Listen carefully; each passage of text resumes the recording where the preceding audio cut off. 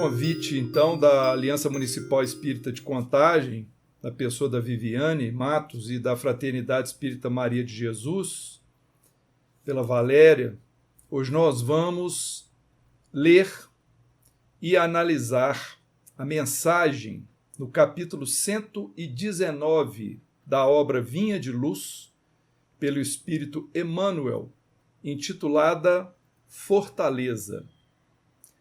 Como nós veremos, o tema é muito apropriado aos nossos dias atuais, naturalmente, quando muitas pessoas, quando não enfermas do corpo físico, encontram-se doentes da alma, com medo, depressão, tristeza, revolta, aflição, toda essa sorte de sentimentos, né?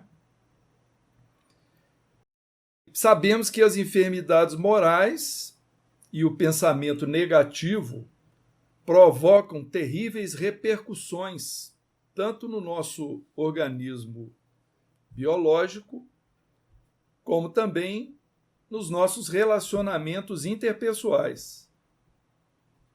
Sendo assim, é realmente providencial nós absorvermos esse alimento espiritual oferecido por uma entidade bem mais evoluída do que nós, estamos falando do Espírito Emmanuel, pois muitas vezes a nossa saúde mental, saúde física, ela é conquistada simplesmente mudando-se a maneira de pensar sobre as coisas da vida.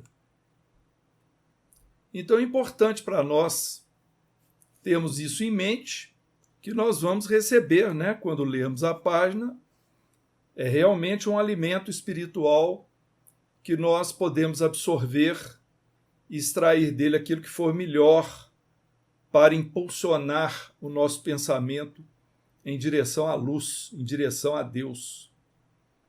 Nós gostaríamos de falar um pouco a respeito, antes de ler a mensagem, falar um pouco a respeito da mensagem em termos da interpretação, porque trata-se de um trecho de uma carta de Paulo aos Romanos, com relação a essas epístolas de Paulo. Nós gostaríamos de dizer que, através dessas epístolas, destas cartas, Paulo, o apóstolo Paulo de Tarso, ele transmitiu aos seus discípulos a sua fé fervorosa em Jesus Cristo e na ressurreição de Jesus, na superação de Jesus à sua morte física. Essas cartas ou epístolas de Paulo, elas são denominadas pastorais porque estão dirigidas a um determinado destinatário, um destinatário específico. E trata-se de instruções, conselhos, trata-se de repreensões ou exortações que Paulo faz aos seus discípulos. As demais epístolas ou cartas existentes no Evangelho, como, por exemplo, a de Pedro, a de João, a de Judas Tadeu, elas não são pastorais porque são de caráter universal, ou seja, são destinadas aos cristãos de maneira geral. E as epístolas de Paulo, por sua vez, elas não são tratados de teologia, são respostas a situações concretas. Elas não são nem cartas meramente particulares, nem epístolas puramente literárias, mas explanações que Paulo destina a determinados leitores e, para além deles, a todos os fiéis do Cristo naturalmente. Nesta epístola aos Romanos, que vai ser fruto da nossa leitura, Paulo analisa as divergências existentes entre os judeus e os gentílicos convertidos ao cristianismo. e representa essa carta aos Romanos uma das mais belas sínteses da sua doutrina, da doutrina paulina. Emmanuel esclarece como e por que Paulo teve a ideia de escrever suas cartas. Isso está na obra Paulo e Estevão, de sua autoria, da autoria do Espírito Emmanuel. Emmanuel esclarece que, onde quer que o apóstolo estivesse, sempre chegavam emissários das igrejas por ele fundadas, portadores de assuntos urgentes, que solicitavam a sua presença na localidade para resolver conflitos que estavam ali ocorrendo. Evidentemente, Paulo não tinha condição de atender a todos com a sua presença física, pois os deslocamentos de uma cidade para outra, àquela época, naturalmente, eram muito demorados e nem sempre os dedicados discípulos que o ajudavam, Silas e Timóteo, estavam disponíveis para substituí-lo. Então, preocupado com a situação e sem saber como atender às rogativas dos fiéis, segundo o que Emmanuel relata, Paulo orou fervorosamente a Jesus, pedindo solução para o problema. E aí vem algo muito interessante, muito bonito, que Emmanuel conta que após a prece, essa prece de Paulo, ele ouviu sob inspiração Jesus lhe dizer. O que é inspiração? Inspiração é um tipo de comunicação mediúnica. Então, Paulo ouviu Jesus lhe dizer o seguinte, eu vou ler porque é melhor, porque aí a gente não falseia nenhuma palavra do Emmanuel, né? Coloca exatamente como foi que ele transmitiu este episódio. Jesus, então, teria dito por intuição a Paulo o seguinte: não te atormentes com as necessidades do serviço.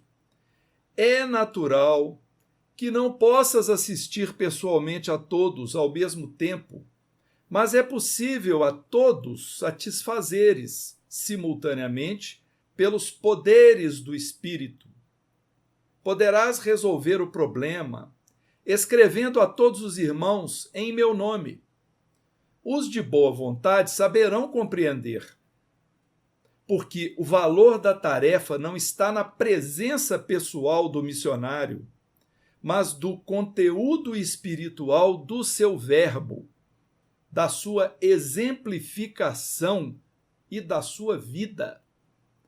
Doravante, Estevão permanecerá mais aconchegado a ti, transmitindo-te meus pensamentos, e o trabalho de evangelização poderá ampliar-se em benefício dos sofrimentos e das necessidades do mundo.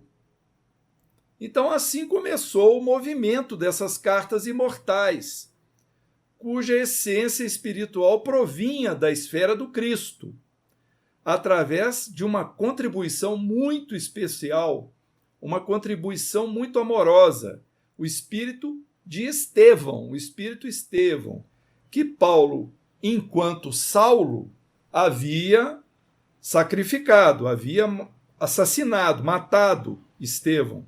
Mas, após penetrar o campo espiritual, Estevão, um espírito muito evoluído, desprovido de qualquer pensamento ou mágoa, vingança, ao contrário, embasado em pleno amor, passou a acompanhar e a ajudar Paulo através dessas intuições.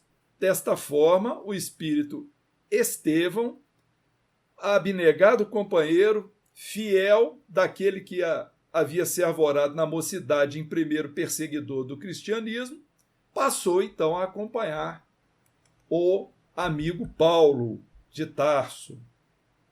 Na Epístola aos Romanos, nós encontramos os seguintes assuntos, falando sobre essa epístola de maneira geral. O desejo de Paulo viajar a Roma para encontrar com os membros desta igreja cristã, O homem justificado pela fé está a caminho da salvação, o combate à idolatria e vida dissoluta dos gentios e impenitência dos judeus. O trecho que nós vamos ler está vinculado a esse segundo ensinamento de Paulo. O homem justificado pela fé está a caminho da salvação.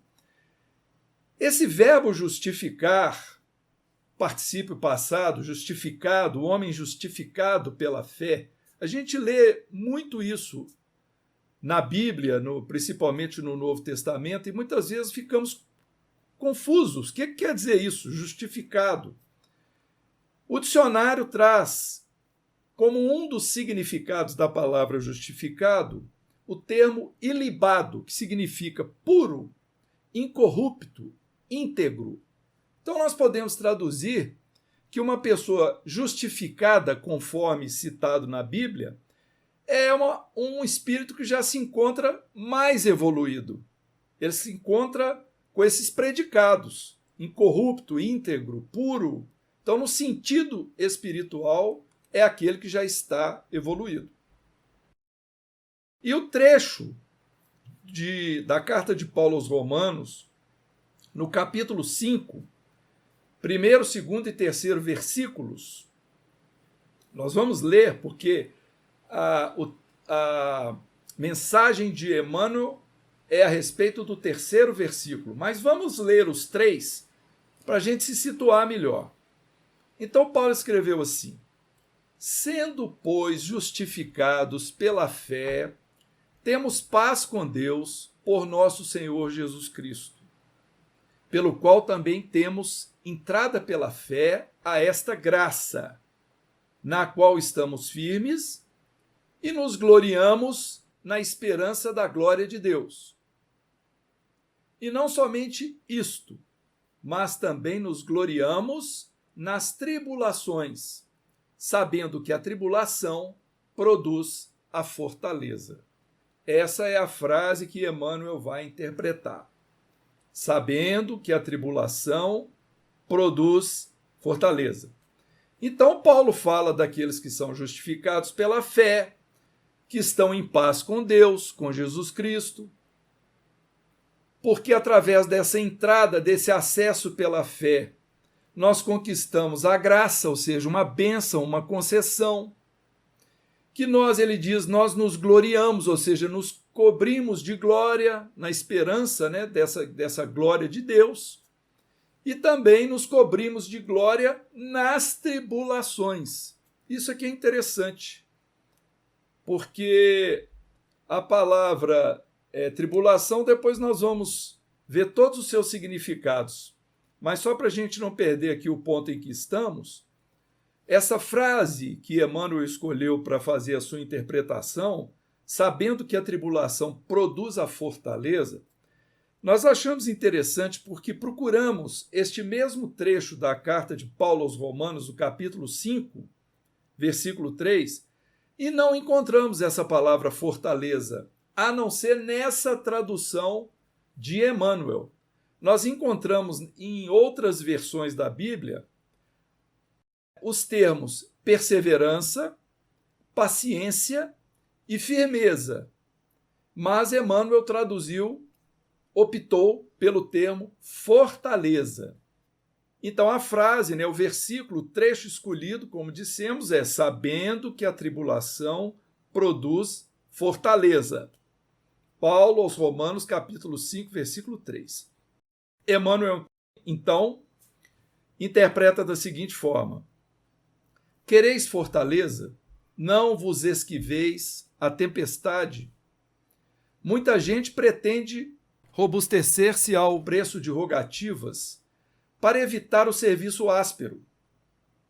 Chegada a preciosa oportunidade de testemunhar a fé, internam-se os crentes, de maneira geral, pelos caminhos largos da fuga, acreditando-se em segurança. Entretanto, mais dia menos dia, surge a ocasião dolorosa em que abrem falência de si mesmos. Julgam-se, então, perseguidos e abandonados. Semelhantes impressões, todavia, nascem da ausência de preparo interno. Esquecem-se os imprevidentes de que a tempestade possui certas funções regeneradoras e educativas, que é imprescindível não menosprezar. A tribulação é a tormenta das almas. Ninguém deveria olvidar-lhe os benefícios. Quando a verdade brilhar no caminho das criaturas, ver-se-á que obstáculos e sofrimentos não representam espantalho para os homens, mas sim quadros preciosos de lições sublimes, que os aprendizes sinceros nunca podem esquecer. Que seria da criança sem a experiência? Que será do espírito sem a necessidade? Aflições, dificuldades e lutas são forças que compelem a dilatação do poder ao alargamento de caminho. É necessário que o homem, apesar das rajadas aparentemente destruidoras do destino, se conserve de pé, desassombradamente, marchando firme ao encontro dos sagrados objetivos da vida. Nova luz lhe felicitará, então, a esfera íntima, conduzindo-o desde a terra à gloriosa ressurreição no plano espiritual. Escutemos as palavras de Paulo e vivamo-las. Ai daqueles que se deitarem sob a tempestade. Os detritos projetados do monte pelas correntes do aguaceiro poderão sufocá-los, arrastando-os para o fundo do abismo. Muito bem. Então vamos repassar cada trecho dessa mensagem, vamos pegar algumas palavras-chave, algumas expressões, vamos tentar entender o que Emmanuel quis dizer para nós, porque a intenção da Casa e da Aliança Municipal foi trazer uma mensagem que nos fortalecesse o espírito diante das tribulações que estamos vivendo na atualidade. Então, Emmanuel escolhe esse trecho, sabendo que a tribulação produz fortaleza. Tribulação é uma palavra que significa evento ou situação aborrecida, desagradável, aflição, tormento, adversidade e também sensação de tristeza, de aborrecimento, ocasionada por um dissabor ou por um desgosto, dor, infelicidade, amargura. Então, sem dúvida alguma, tribulação é um fato desagradável que provoca um sentimento negativo e destruidor na nossa alma. Então, a primeira pergunta que Emmanuel nos faz, depois de ler o trecho de Paulo é: quereis fortaleza? Aí ele conclui: não vos esquiveis a tempestade. Ora, a tempestade naturalmente está simbolizando as dificuldades ou as nossas grandes responsabilidades diante da vida. Então, se nós queremos ser fortes, queremos fortaleza, não devemos fugir, escapar dessas dificuldades ou das nossas grandes responsabilidades. Vamos dar um exemplo. Vamos supor uma família que produz filhos, que tem filhos, e não trata de cuidar da educação e da saúde dos filhos. Seria esquivar, fugir da dificuldade e da responsabilidade. Só para a gente ilustrar. Mas nós vamos, naturalmente, cada um de nós, refletir a respeito de quais são as nossas grandes dificuldades atuais e do que nós andamos fugindo das nossas dificuldades e responsabilidades. Então vem uma ordem, é uma espécie de ordem de um espírito superior. A ordem é enfrentar e não fugir. Emmanuel prossegue no trecho seguinte, repetindo, dizendo assim: muita gente pretende robustecer-se ao preço de rogativas, para evitar o serviço áspero. Chegada a preciosa oportunidade de testemunhar a fé, internam-se os crentes, de maneira geral, pelos caminhos largos da fuga, acreditando-se em segurança. Entretanto, mais dia menos dia, surge a ocasião dolorosa em que abrem falência de si mesmos. Então vamos lá. Muita gente pretende se robustecer, se fortalecer, ao preço de rogativas, de preces, para evitar o serviço áspero. Então, olha só, o Emmanuel não está condenando que nós façamos preces, ao contrário. Prece é um recurso espetacular. É que geralmente nós não sabemos como e o que pedir. Então, o pedido não deve ser para evitar o serviço, para evitar a tribulação, evitar a dificuldade, a responsabilidade, mas a prece é para a gente angariar forças para conseguirmos lutar e vencer diante de tudo isso. Então, chegada essa preciosa oportunidade de testemunhar a nossa fé, em vez de tomar as preces em conta, muitas vezes, de coisas milagrosas que vão resolver e solucionar os nossos problemas, especialmente quando as pessoas acreditam que existem preces especiais que realizam verdadeiros milagres, porque elas têm fórmulas e palavras específicas, onde se associa esse tipo de feito fantástico e milagroso. Na verdade, nós sabemos que associado à prece deve estar um sentimento. O sentimento sincero, honesto e a simplicidade. E a prece tem que ter a nossa inteligência vinculada a ela. Nesse caso, nós devemos, como dissemos, rogar que o nosso espírito tenha humildade, tenha força, tenha esperança, pedir esse tipo de ajuda para Deus. E não que o nosso Pai retire da nossa frente as tribulações que a gente precisa enfrentar. Então, muitas vezes, a oração, ela dá para nós uma sensação da gente estar em dia com as obrigações que nós temos para com Deus, para com nós mesmos e para com o próximo. Mas a oração por si só não é suficiente para cobrir todos esses ângulos. E como diz aqui o Emmanuel, a oportunidade de testemunhar a fé, por quê? Porque a tribulação, a vicissitude, a dificuldade, na verdade, é oportunidade de crescimento e de progresso espiritual. É um progresso espiritual meritório quando a gente consegue superar as nossas dificuldades com fé e confiança, superando as nossas expiações e as nossas provas.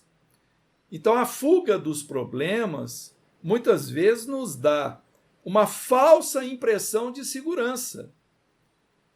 Mas fugir será realmente apenas um adiamento, né? Pois vai chegar o dia que nós teremos de lidar com todos os nossos débitos e com as reparações necessárias que estão previstas muitas vezes no nosso processo reencarnatório, no nosso planejamento reencarnatório. Então é preferível enfrentar com sabedoria, ter confiança diante da dificuldade, do que a gente fazer, né, como o avestruz que enfia a cabeça no buraco e finge que não, quando ele é submetido a um ataque, a uma situação que ele se sente inseguro, ele esconde. É interessante como a natureza nos dá esses exemplos, né, que a gente pode se balizar para fazermos uma ilustração. Então nós não devemos agir assim, como esse animal faz diante das suas ameaças. Então a gente lembra que Jesus, como ficou registrado em Mateus, no capítulo 24, versículo 20, Jesus disse: orai para que a vossa fuga não se dê no inverno nem no sábado. Vamos entender o que Jesus quis dizer com isso. Ora, No livro Vamos Orar pelo Espírito Miramês, capítulo 29, que se chama Ante as Tribulações, o Espírito Miramês, ele interpreta que o inverno, que a nossa fuga não se dê no inverno nem no sábado, o inverno são os instantes de fraqueza. É o momento que a nossa alma está diante de uma decepção, está em dúvida, está despreparada, há um despreparo da alma. Então é o nosso inverno da alma. Segundo Miramês, será melhor se essas tribulações acontecerem quando nós estivermos fortes, alimentados pela fé, num ambiente de trabalho digno, envolvidos num aroma de caridade. Se vier a tribulação com a gente se sentindo assim, nós teremos muito melhores condições de enfrentá-las. E o sábado significa o final da nossa existência. Então é preferível que a tribulação não venha no final da existência, porque quando nós formos entregar, devolver para Deus a nossa tarefa terrena, nos pórticos do túmulo, a gente o faça com alegria e com esperança, e não desesperados diante das dificuldades que estão surgindo naquele momento.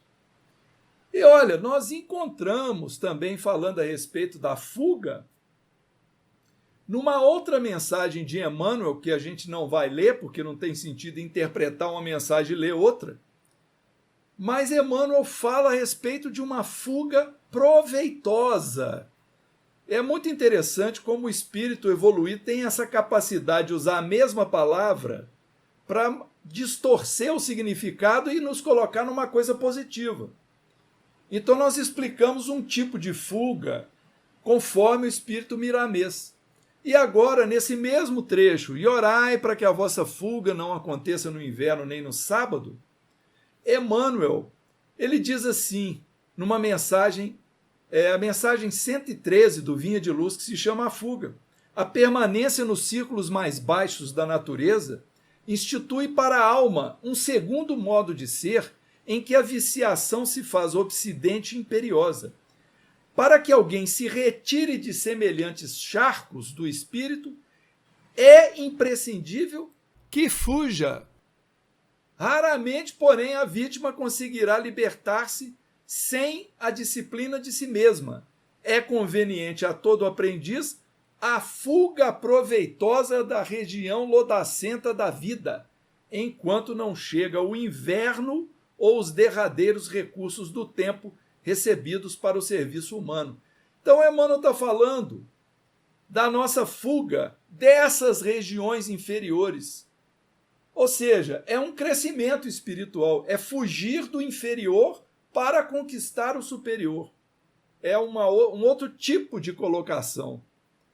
Não é fugir dos problemas, ele está fazendo uma maneira de lidar com essa palavra fuga, nos mostrando que nós temos que fugir do erro, fugir da atitude errada, da atitude pouco proveitosa, da atitude enganosa, para nós não ficarmos nos charcos da matéria, da vida improdutiva, para nós caminharmos em direção à fé, à ação proveitosa, à caridade, a tudo que pode elevar o nosso espírito.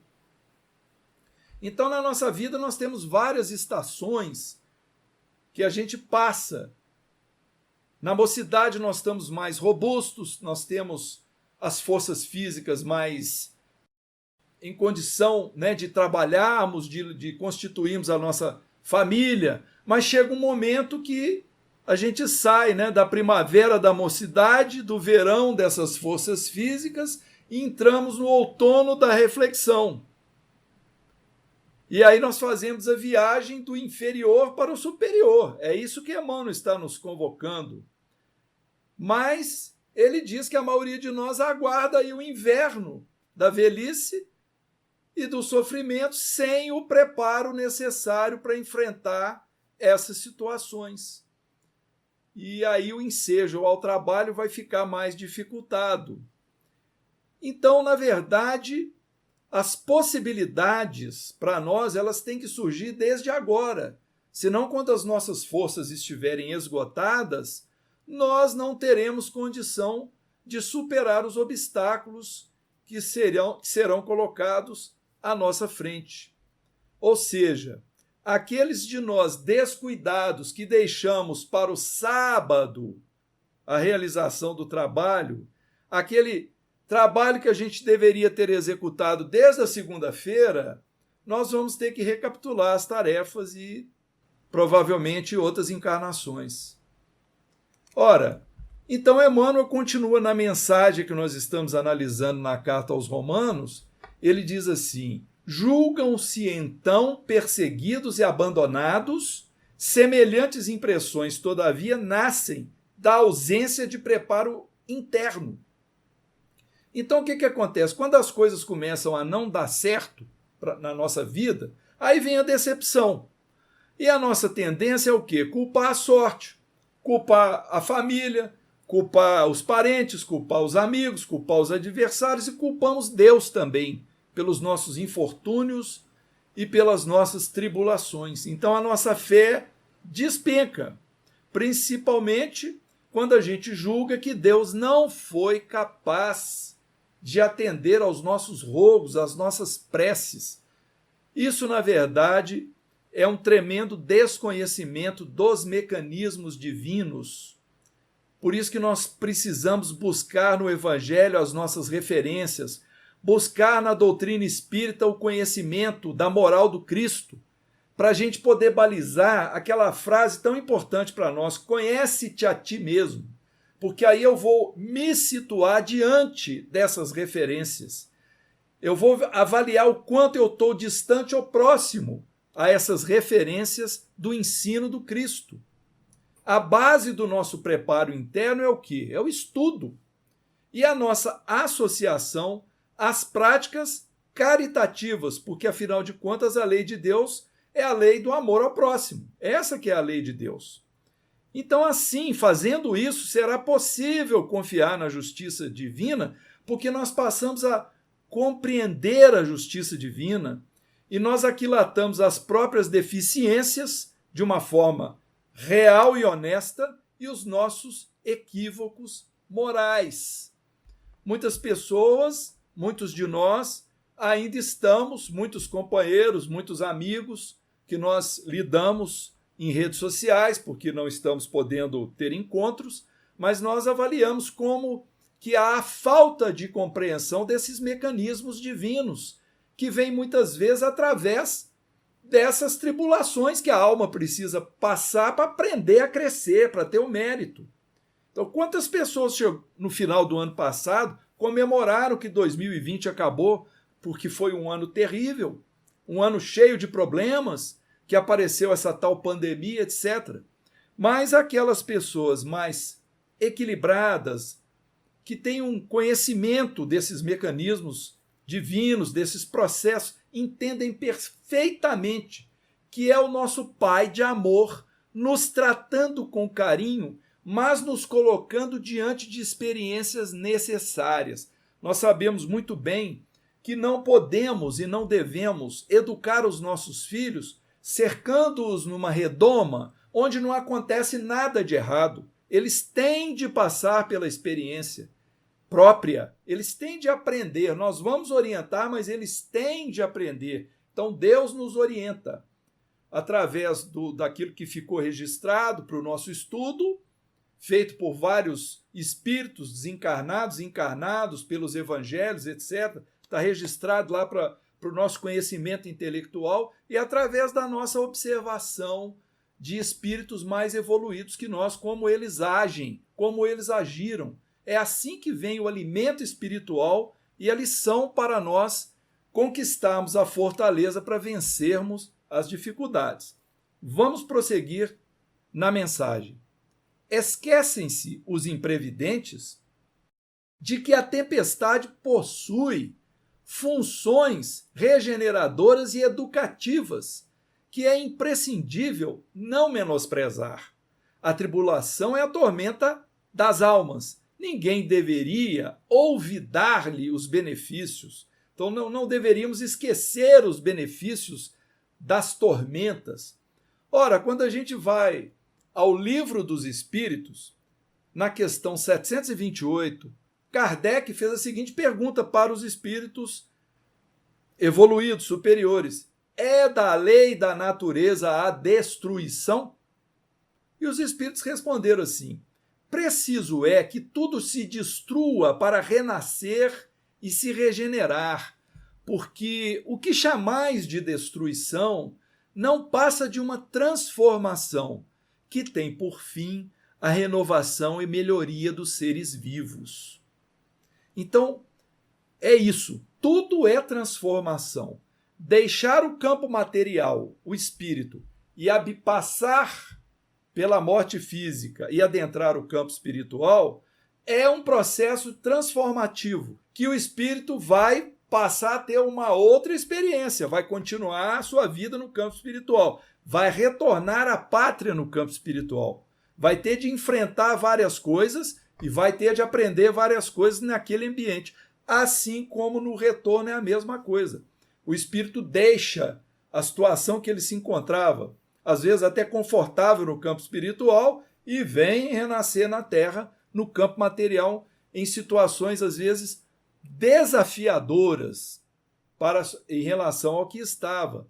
Mas o nosso problema é a imprevidência, como foi dito, que é a falta do nosso preparo íntimo. Então, a tempestade, ela simboliza esse momento, como nós dissemos lá no começo, de incertezas, de dificuldades. Mas como nós temos uma justiça divina perfeita, essa nossa incerteza e dificuldade, elas são resultado da nossa própria imprevidência, dos nossos abusos orgânicos, das nossas falhas morais. As incertezas, as imprevidências são resultado das nossas expiações, porque nós temos que reparar as faltas que nós cometemos em vidas pregressas. E também as incertezas e dificuldades são resultados de provas que Deus quer nos submeter para ferir o nosso mérito espiritual. E não podemos jamais esquecer de que a dor faz parte do processo evolutivo. A dor, ela faz parte do nosso crescimento. A dor está presente nos reinos vegetal, animal, hominal, e essa dor ela vai proporcionar, quando bem compreendida, vai facilitar o nosso crescimento. Quando mal compreendida, a dor vai virar sofrimento. E nós não desejamos sofrer. Por isso, como diz Jesus, conhecereis a verdade e a verdade vos libertará. Libertará o nosso espírito do sofrimento. No Evangelho segundo o Espiritismo, nós encontramos no capítulo 5, Bem-aventurados os aflitos, esclarecimentos, consolo para a razão e a necessidade do enfrentamento das dificuldades. Por que eu tenho que enfrentar dificuldades na Terra? Então, principalmente os itens justiça das aflições, causas atuais das aflições, causas anteriores das aflições, esquecimento do passado, tudo isso vai fazer com que a gente se depare com a realidade de que ou nós mesmos causamos as nossas próprias dificuldades e problemas, ou são desafios que o nosso Pai de amor nos submete a fim de pôr à prova o nosso mérito evolutivo. Prosseguindo na mensagem, quando a verdade brilhar no caminho das criaturas, ver-se-á que os obstáculos e sofrimentos não representam espantalho para os homens, mas sim quadros preciosos de lições sublimes que os aprendizes sinceros nunca podem esquecer. Que seria da criança sem a experiência?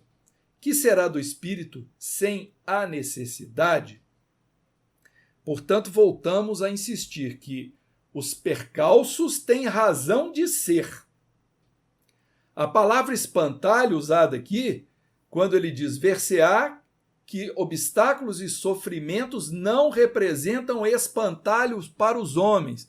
Espantalho, se nós olharmos no dicionário, é alguma coisa que é inútil.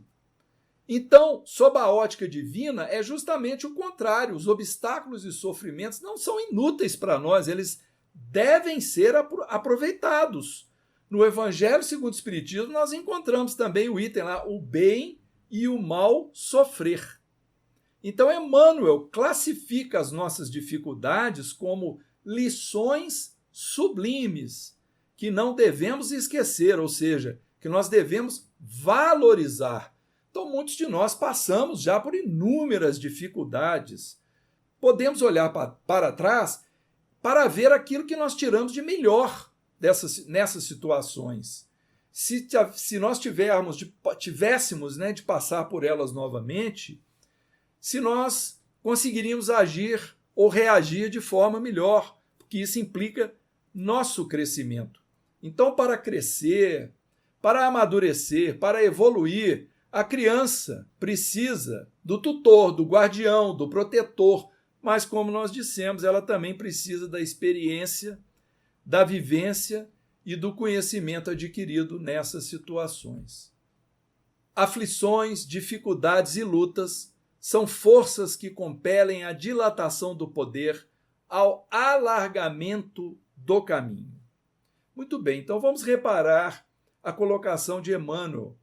Ele diz que as aflições e as dificuldades são forças, olha que interessante, e que poderão aumentar o nosso poder. Referiu-se o mentor, então, a essa fortaleza interior e ao poder que nós adquirimos com o estudo, com a fé, com a experiência, para nós enfrentarmos os monstros das dificuldades, monstros entre aspas, com confiança e com tranquilidade. Então, os nossos caminhos se alargam. O que quer dizer isso? Que nós não nos estagnamos mais pela tristeza, pela depressão. Ao contrário, nós ampliamos as nossas possibilidades quando pensamos e agimos assim, não é? As possibilidades de ação e de construção, tanto aquelas íntimas para nós próprios, quanto aquelas forças, energias e caminhos que se alargam para nós auxiliarmos os nossos semelhantes. Ainda na lição, Emmanuel diz: é necessário que o homem, apesar das rajadas aparentemente destruidoras do destino, se conserve de pé, desassombradamente, marchando firme ao encontro dos sagrados objetivos da vida. Nova luz lhe felicitará, então, a esfera íntima, conduzindo-o desde a terra à gloriosa ressurreição no plano espiritual. Então vamos entender.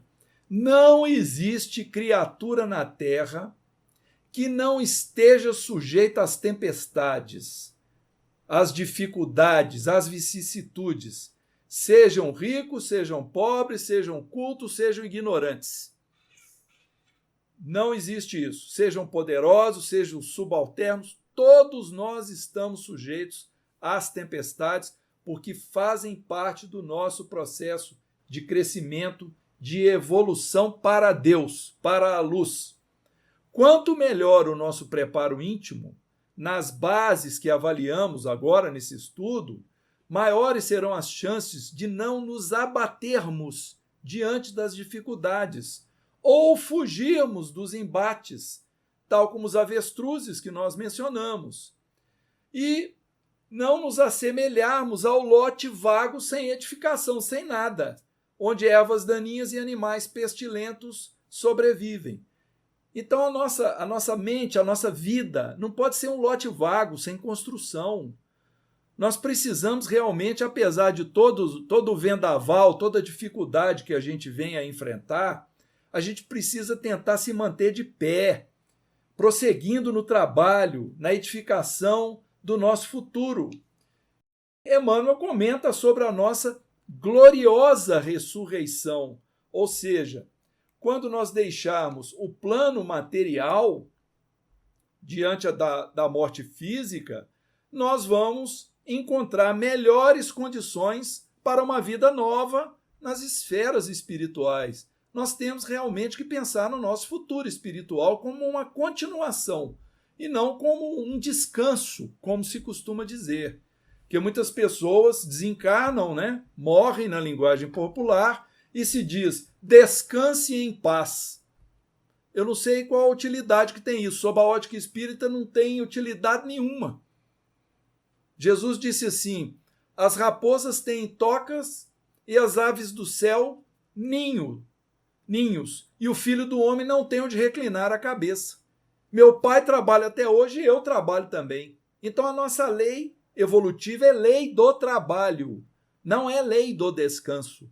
O descanso em paz é uma ideia que para atender a nossa cabeça, para não ter mais problema, para a gente fugir. Ela estava tão doente, tão enfermo, que ele descanse em paz. Não, que ele desperte no campo espiritual com energia para voltar a trabalhar, ou assim que possível, que ele reassuma a sua capacidade de trabalho, de desenvolvimento. É isso que nós temos que desejar, e não descanse em paz. A vida não é inerte no campo espiritual. Muito bem, arrematando a lição, as últimas palavras de Emmanuel. Escutemos as palavras de Paulo e vivamo-las.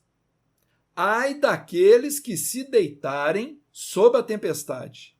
Os detritos projetados do monte pelas correntes do aguaceiro poderão sufocá-los, arrastando-os para o fundo do abismo. Muito bem, então olha só. Escutemos as palavras de Paulo. Escutar é diferente de ouvir. Ouvir é um movimento mecânico dos músculos e ossos aqui do nosso aparelho auditivo, que promovem por vibração essa transmissão nervosa que vai até o cérebro, que se transforma em som para nós, em entendimento intelectual para nós das palavras, dos sons em geral. Mas escutar é prestar atenção, é abstrair alguma coisa, absorver alguma coisa do som. Ok? Então vamos escutar as palavras de Paulo, vamos aproveitar esse ensinamento de Paulo. Emmanuel está se colocando de uma forma humilde, como sendo Paulo seu tutor, e dizendo: vamos escutar Paulo, vamos viver esses ensinamentos que Paulo está nos propondo. E ele dá um alerta, ele diz assim: ai daqueles que se deitarem sob a tempestade. Olha que imagem interessante que ele mostrou. Os detritos projetados do monte pelas correntes do aguaceiro poderão sufocá-los, arrastando-os para o fundo do abismo. O que é deitar sob a tempestade? O despreparado se deita e fica lá na inércia, tentando fugir, em vez de enfrentar a tempestade. Então vem o detrito rolando morro abaixo, pode nos atingir e arrastar, né? Arrastar a criatura para o fundo do abismo. Isso tem um sentido de, muitas vezes, nós voltarmos em reencarnações posteriores em condições piores do que a que deixamos aqui, né? Quando somos julgados no fundo do abismo. Nós lembramos nesse trecho aqui do encerramento de algumas citações lá da parábola dos talentos, que está em Mateus, versículo 25, quando Jesus, contando a parábola, diz assim: mas o que recebera um talento, cavou um buraco na terra e aí escondeu o dinheiro de seu amo. Porque na parábola um recebeu 5, outro recebeu 2 e um recebeu 1. Muito bem, o que recebeu 5 devolveu 5 e outros mais o dobro, outros tantos. O 2 também devolveu os 2 e deu mais 2. E o que recebeu 1 devolveu 1 apenas, não devolveu nenhum lucro. Então, na parábola o Senhor diz assim: servidor mau e preguiçoso, tirem-lhe, pois, o talento que está com ele e deem-no ao que tem 10 talentos. Porquanto dar-se-á a todos os que já têm, e esses ficarão cumulados de bens. Quanto àquele que nada tem, tirar-se-lhe-á mesmo o que pareça ter, e seja esse servidor inútil lançado nas trevas exteriores, onde haverá prantos e ranger de dentes. Significa que, se nós não produzirmos algo de bom numa encarnação, nós poderemos retornar em outra encarnação em condições piores e sem condição de produzir com os recursos que a gente recebeu na última. Então, ser-lhe-á tirado até tudo que ele tem. Por quê? Porque fomos preguiçosos, não soubemos enfrentar as situações porque não estudamos, não procuramos saber, apenas fugimos, fugimos e fugimos. Então, essa é a forma como Emmanuel houve por bem nos orientar de acordo com essa maravilhoso trecho, né, da carta de Paulo aos Romanos, mostrando que o nosso caminho deve ser o caminho da construção e não da fuga, e que nós, diante dessa situação tão complicada, onde está difícil trabalhar, está difícil conviver, não temos mais a liberdade de fazer as coisas que fazíamos antes, nem as coisas do lazer, nem as do trabalho. Estamos convivendo com pessoas enfermas, às vezes a nossa própria enfermidade, alto risco para ficarmos enfermos, porque os hospitais estão lotados, alto risco de contágio, pessoas queridas, pessoas que são da nossa família desencarnando. Temos que conviver com isso. Que adianta ficarmos na postura estou triste, estou deprimido, estou triste, estou deprimido. Precisamos encontrar a fortaleza. Deus quis nos dar essa lição. Vamos agradecer a Deus a lição, conviver com ela com fortaleza, mas também com aquelas outras palavrinhas que nós encontramos na tradução da carta de Paulo.